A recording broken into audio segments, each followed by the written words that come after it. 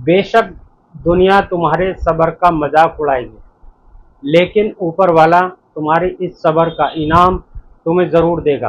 अस्सलाम वालेकुम, नमस्कार, सत श्री अकाल। कैसे हैं दोस्तों? उम्मीद करता हूं सभी दोस्त अच्छे होंगे, स्वस्थ होंगे, मस्त होंगे। मैं ज़हीर अब्बास अपने YouTube channel paralyse motivator Z पर आपका एक बार फिर वेलकम करता हूं। दोस्तों, आज हम बात करेंगे कुछ मोटिवेशनल बातें करने का एक रीज़न है कि हमारा कोई हमदर्द क्यों नहीं होता या हमारा कोई दोस्त क्यों नहीं होता। आज मैं इसके बारे में आपको बताऊंगा 5 पॉइंट जो कि आपकी लाइफ को बिल्कुल बदल के रख सकते हैं। वीडियो को पूरा देखिएगा। वीडियो पसंद आए तो लाइक करिएगा, शेयर करिएगा, और चैनल पर नए होते हैं तो प्लीज़ सब्सक्राइब करके बेल आइकन को ऑल कर लिया करें। तो चलिए दोस्तों, वीडियो को एंजॉय करते हैं।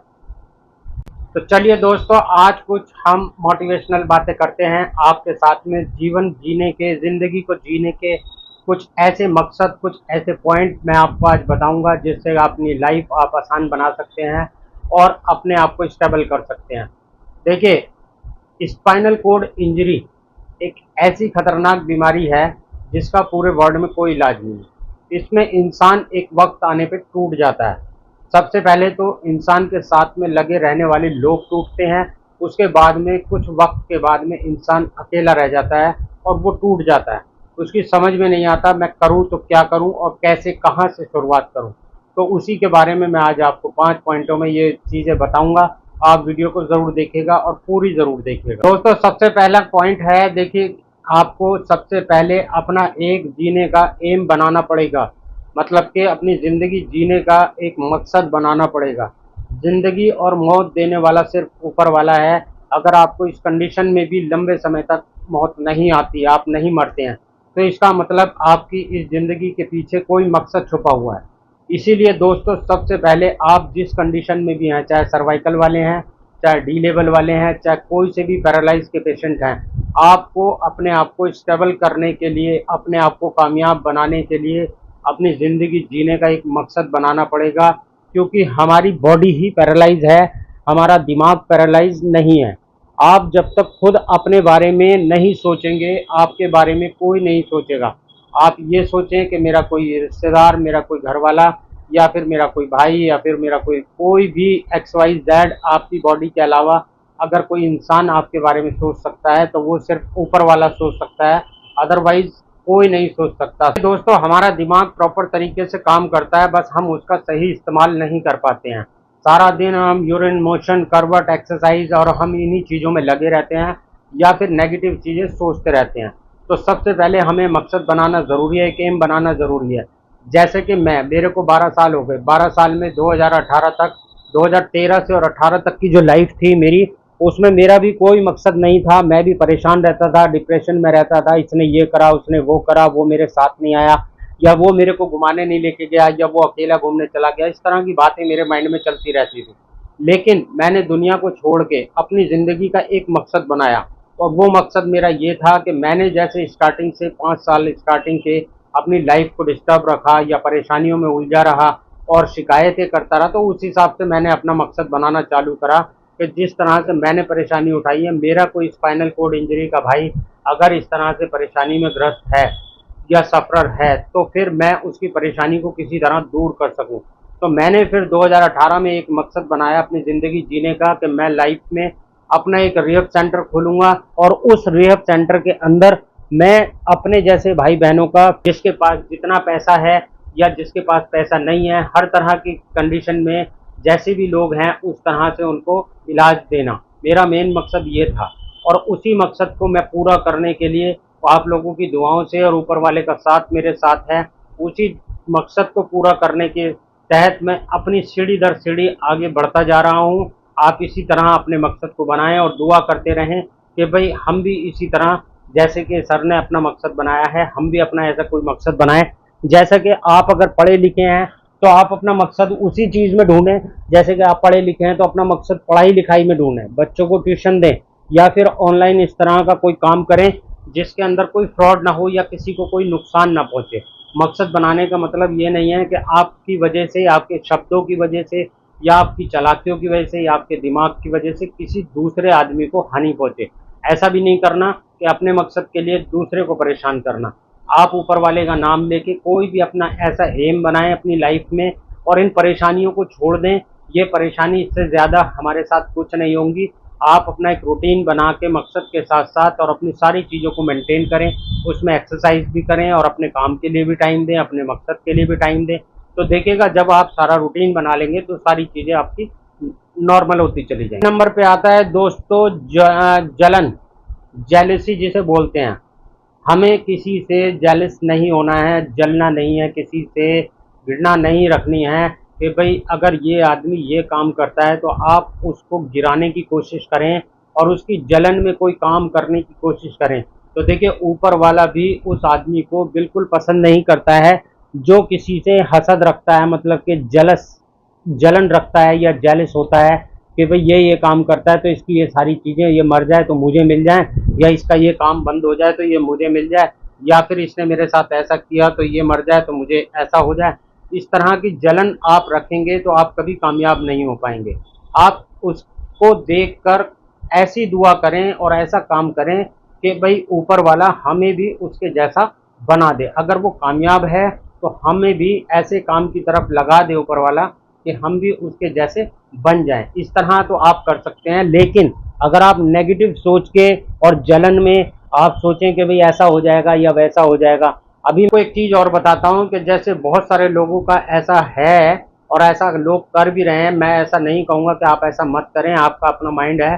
अगर अच्छा चाहते हैं तो अच्छा सोचेंगे और अच्छा करेंगे, और गलत चाहते हैं तो गलत सोचेंगे और गलत करेंगे, और आपके साथ फिर अच्छा कभी नहीं होगा। जैसा कि मैंने बहुत सारे लोगों को देखा है कि बहुत सारे लोग एक दूसरे को देखकर इतने जल चुके हैं, इतनी जेलसी उनके अंदर भर चुकी है कि यूट्यूब का ही बता देता हूँ। यूट्यूब पर वीडियो देख देख कर ये बंदा इस तरह से वीडियो बना रहा है तो हम भी इसके साथ ऐसे, मतलब हम भी इस तरह की वीडियो बनाएं जिससे कि इसको सब कुछ मिल रहा है तो हमें भी सब कुछ मिल जाए। दोस्तों देखिए, मैंने आपको पहला पॉइंट बताया था, अपनी ज़िंदगी जीने का एक मकसद बनाएं और उसके अंदर आप जब तक दूसरे आदमी से जेलस रखेंगे तब तक आप कामयाब नहीं हो पाएंगे। मकसद बनाने का मतलब ये नहीं है कि आप उसको गिराने की कोशिश करें।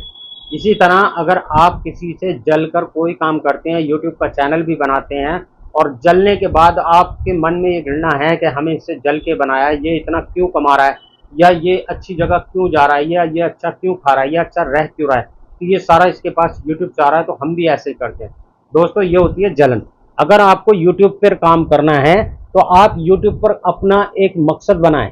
यूट्यूब पर भी आपको अपना एक एम बनाना पड़ेगा और उस एम के साथ में रूटीन बनाना पड़ेगा, तब जाके आप कामयाब हो पाएंगे। अदरवाइज होगा क्या कि जलन में आप कुछ टाइम तक तो वीडियो बनाएंगे, कुछ टाइम तक 2 4 5 महीने यूट्यूब पर काम करेंगे, और जब 4 5 महीने के बाद में आपको कोई पैसा या अर्निंग नहीं होगी यूट्यूब से, क्योंकि आपने पहले ही उसके अंदर वो एम लगा दिया ना अपना, जलन, आप जलन की वजह से बनाया था, तो आपको कोई कामयाबी हासिल नहीं होगी। और होगा क्या, कुछ टाइम के बाद में आपकी रिकवरी जो आई थी वो भी बैक चली जाएगी। इसीलिए मैंने पहले बोला अपना मकसद बनाएं, जलन ना रखें, और जलन के साथ में कोई ऐसा काम ना करें कि जी आपको हानि पहुंचे। दूसरे का कुछ नहीं बिगड़ेगा, वो अपना काम करता रहेगा, वो अपने काम पे लगा रहेगा और कामयाबी हासिल करता रहेगा।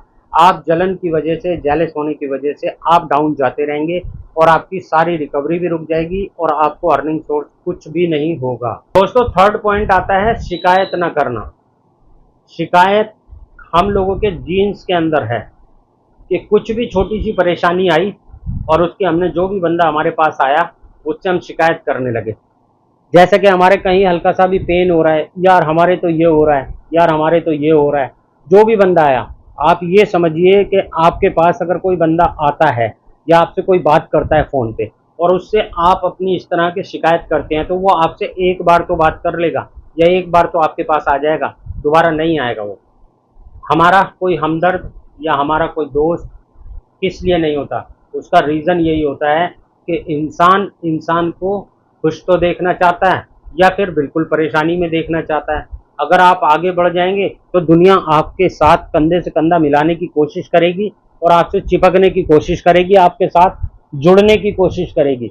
और अगर आप बिल्कुल गिर जाएंगे तो आपको फ्री की झूठी 5 मिनट की सहानुभूति तो कोई इंसान आपको दे देगा, कहीं भी मिलेगा या आपके घर आता है या कभी टकरा जाता है तो आपको 5 मिनट की सहानुभूति तो दे देगा कि ऊपर वाला इसको ठीक से कर दे। ऊपर वाला तो ठीक कर देगा, तू क्या करेगा भाई, तेरा भी तो कोई फर्ज बनता है।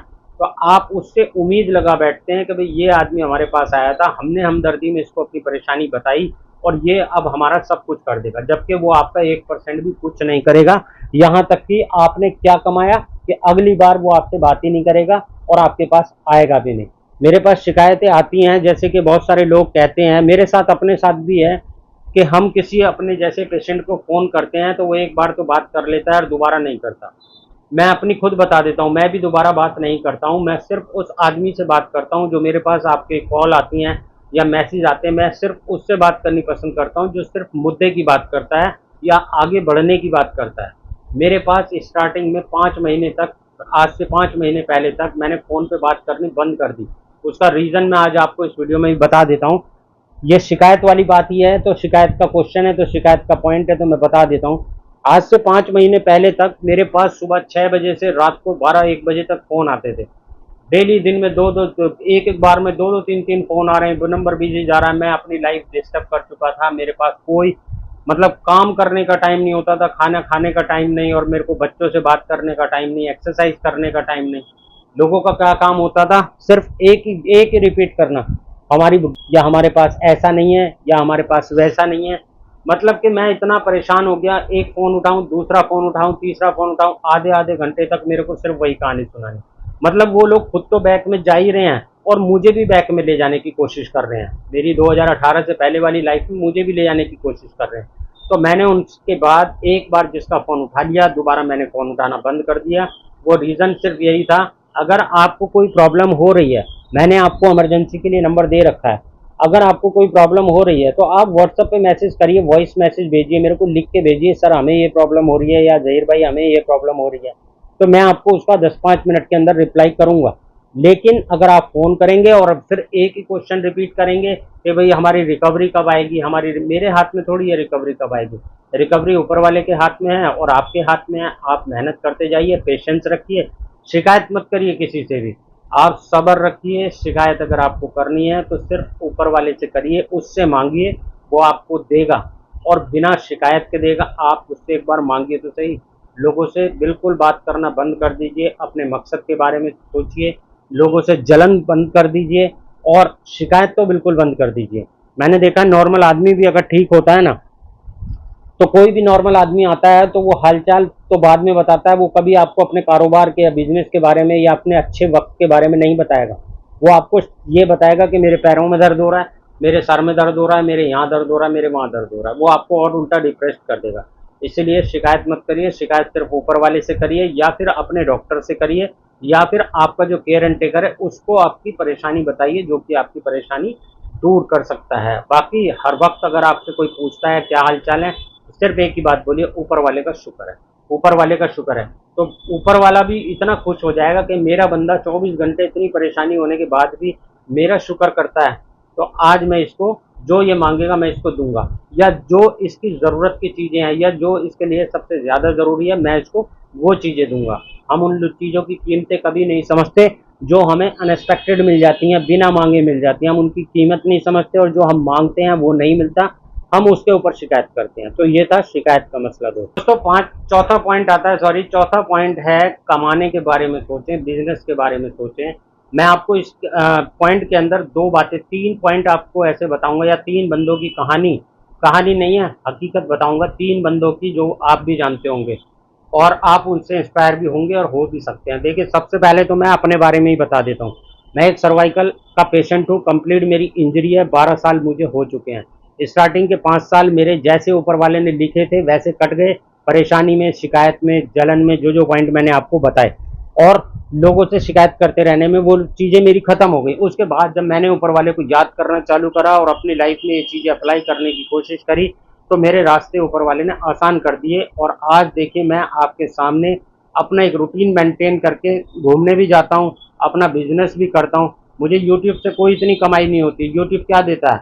यूट्यूब मेरे को सिर्फ 10 महीने या 11 महीने में 8,500 रुपये देता है। मतलब कि आप ऐसा समझ सकते हैं कि एक महीने के 900 या 800 रुपये मुझे इतनी मेहनत करने के बाद मुझे मिलते हैं, बस 800 या 900 रुपये महीने के। जबकि मैं हर महीने में 8 वीडियो डालता हूँ, वेडनेसडे और सैटरडे 2 वीडियो मेरी आती हैं, और एक वीडियो को बनाने में मेरा पूरा दिन चला जाता है, एडिट करने में। उस दिन मेरी एक्सरसाइज भी नहीं हो पाती, उस दिन मेरे घर में खाना नहीं बन पाता क्योंकि मैं और मेरी वाइफ उसमें बिजी हो जाते हैं।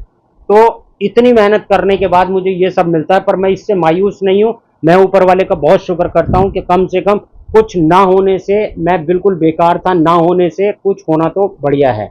दूसरा, मैं अपना वीडियो में बता देता हूँ, जो लोग वीडियो देखेंगे उनको पता लग जाएगी। मैं अपना बिजनेस करता हूँ, मैं एक इंटीरियर डिजाइनर था, डेकोरेटर था, फ्लैट वगैरह डिजाइन, रेस्टोरेंट वगैरह बनाने का मेरा काम था। उससे मेरे को अर्निंग होती है। मैं वो फोन पे काम करता हूँ। लोगों में मेरा विश्वास है, मैं कहीं नहीं जाता।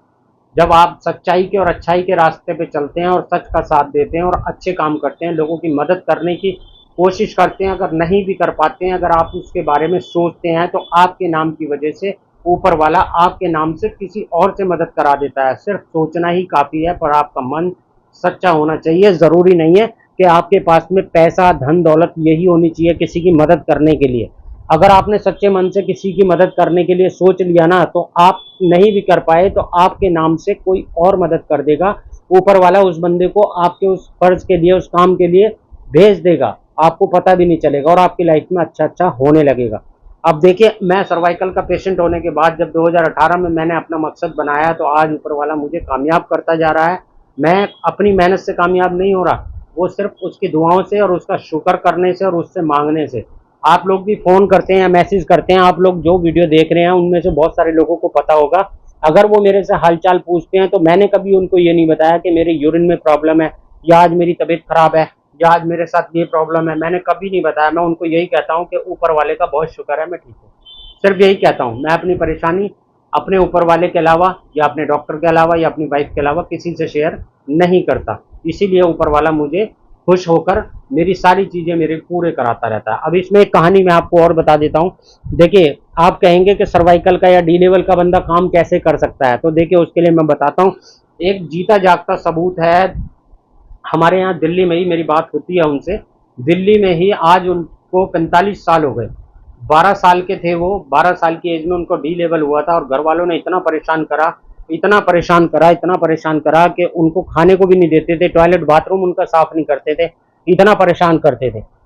आज वो बंदा दिल्ली में ही अपना एक जगह खरीद कर, बहुत बढ़िया एरिया में, लाजपत नगर दिल्ली में ही अपनी जगह खरीदी, और काफ़ी कई सालों से वो अपना जिम चला रहे हैं, और जिम में अपने बैठते हैं, जाते हैं, लोअर लिम्ब काम नहीं करता है, और उसके बाद में अपने अर्निंग करते हैं। बहुत अच्छा स्टेटस है उनका, बहुत अच्छा नाम है उनका।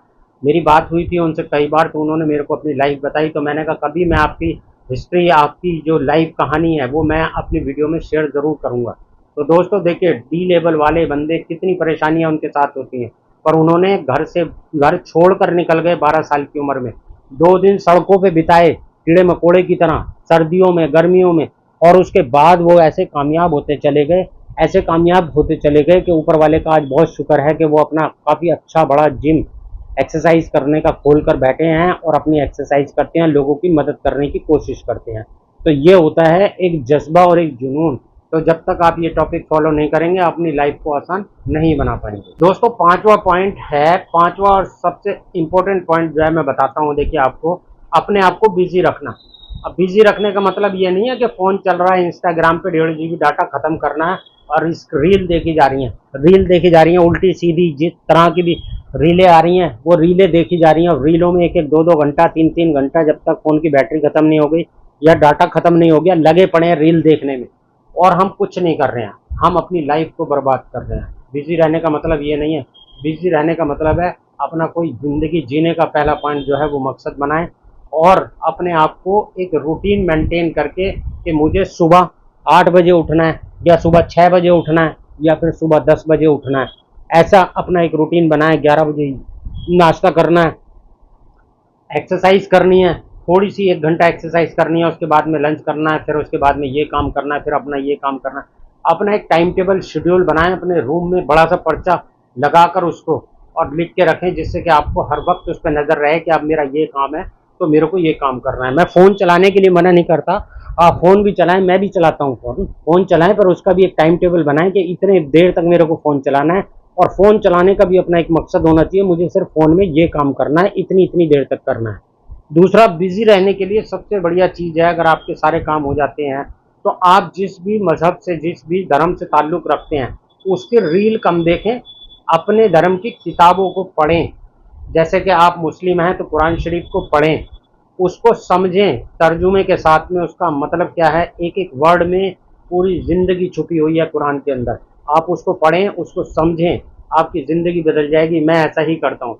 दूसरा, अगर आप हिंदू मज़हब से, सनातन धर्म से मज़हब रखते हैं, तो मतलब रखते हैं या आप उस मज़हब के हैं, तो आप अपने गीता को पढ़ें, किसी की बातें ना सुने, कौन बाबा क्या कह रहा है, कौन बाबा क्या कह रहा है। कोई इतना धर्मात्मा नहीं है, मैं किसी को गलत नहीं कहूँगा, चाहे वो हमारे वाले हैं, चाहे वो आपके वाले हैं, कोई मुल्ला है, कोई पंडित है, उससे हमें कोई फर्क नहीं पड़ता। आप सिर्फ अपने धर्म की किताबें पढ़ें। जो हमारे पुराने विद्वान हैं, उन्होंने इतनी परेशानियां झेली और वो किताबें अपनी जीवन की, जो कि ऊपर वाले ने उनको शक्ति दी हुई थी, और उससे वो किताबें उन्होंने लिखी, उनके ऊपर वाले ने वो किताबों में उनसे सारी बातें बताई, लिखवाई, ज़िंदगी जीने का एक मकसद बताया, अपनी लाइफ को सही करने का मकसद बताया। उन किताबों को पढ़ें, अपनी गीता को पढ़ें, उसका मकसद समझें। गीता के अंदर जो ट्रांसलेशन नीचे हिंदी में लिखी हुई है, उसको पढ़ें, उसका तर्जुमा क्या है, उसका वर्ड का मतलब क्या है, गीता हमसे क्या मांगती है या गीता हमसे क्या कहती है। जो भी आपके धर्म की किताबें हैं, आप उनको पढ़ें। आधा घंटा पढ़ें, 15 मिनट पढ़ें, एक पेज पढ़ें, 10 लाइन पढ़ें, 10 लाइनों का मतलब समझें और अपनी लाइफ में उसको अप्लाई करें। फिर देखिए आपकी ज़िंदगी कितनी खूबसूरत हो जाएगी। आप सारी चीज़ें भूल जाएंगे। आप ये कहेंगे कि मैं अगर इस ज़िंदगी में आया हूँ तो आज मुझे अपनी ज़िंदगी का सही मकसद होने का पता लगा है, कि शायद अगर मैं पहले जैसा होता ठीक ठाक, तो मैं जैसा आया था वैसा चला जाता। ये लाइन मैंने अपने पॉडकास्ट में, न्यूज़ चैनल पे भी बोली थी, कि मुझे अब एहसास होता है इस चीज़ का, कि अगर मैं आज इस लाइफ में हूँ तो मुझे ऊपर वाले ने किसी मकसद के लिए चुना है। तो वो मेरा मकसद अब मुझे साफ साफ दिखाई देने लगता है, कि सबसे पहले तो मैंने यूट्यूब का चैनल बनाया, अपना टाइम निकाल कर मैं आपको यूट्यूब पर अपनी सारी इन्फॉर्मेशन देता हूँ, मैं किस तरह से क्या करता हूँ जिससे कि आपकी लाइफ नॉर्मल हो सके। जो चीज़ आपको डॉक्टर के पास 10,000 रुपये खर्च करके जाने से मिलती है, मैं आपको देखिए वो एक्सपीरियंस फ्री में वीडियो देकर दे देता हूँ। फिर भी लोग नहीं देखते हैं वीडियो, कोई बात नहीं, लोगों का अपना अपना माइंड है, नहीं देखते हैं ना सही। जिसको जानकारी हासिल करनी है, अपना मकसद बनाना है ज़िंदगी का, या अपनी लाइफ को नॉर्मल करना है, तो वो आसानी से तभी हो पाएगा जब आपने रूल फॉलो करेंगे। आज अगर मैं व्हीलचेयर से इधर उधर घूमता हूँ, आज मेरे पास इलेक्ट्रिक व्हीलचेयर 12 साल के बाद आई है, तो क्या ये मेरे पास पहले साल में नहीं आ सकती थी? क्या ये मेरे माँ बाप या रिश्तेदार या मेरे भाई बहन यार दोस्तों के पास पैसा नहीं था क्या? सबके पास सब कुछ था। पर देखिए इस कंडीशन में आने के बाद में ऊपर वाला आपको वो चीज़ तभी देगा जब आप उसको सच्चे मन से याद करेंगे। और बिजी रहने का सबसे मेन मंत्र यही है कि अपनी धर्म की किताबें पढ़ें और उनको समझें। आप उनसे भटकेंगे नहीं, आप सीधी राह पर आ जाएंगे, आपको जीने का मकसद पता लग जाएगा। तो दोस्तों ये थे एक असली और अच्छी ज़िंदगी जीने के 5 पॉइंट जो मैंने आपको इस वीडियो में बताए। उम्मीद करता हूँ आज की वीडियो आपको पसंद आई होगी, और जो आदमी पूरी देखेगा तो मुझे उम्मीद है वो अपनी लाइफ बदल लेगा, और जो पूरी नहीं देखेगा वो अपनी लाइफ नहीं बदल पाएगा, तो उससे कोई फ़र्क नहीं पड़ता। चैनल पर नए होते हैं तो सब्सक्राइब कर लिया करें, बेल आइकन कॉल कर लिया करें, एक अच्छा सा कमेंट ज़रूर कर दिया करें। ओके बाय, अल्लाह हाफिज़।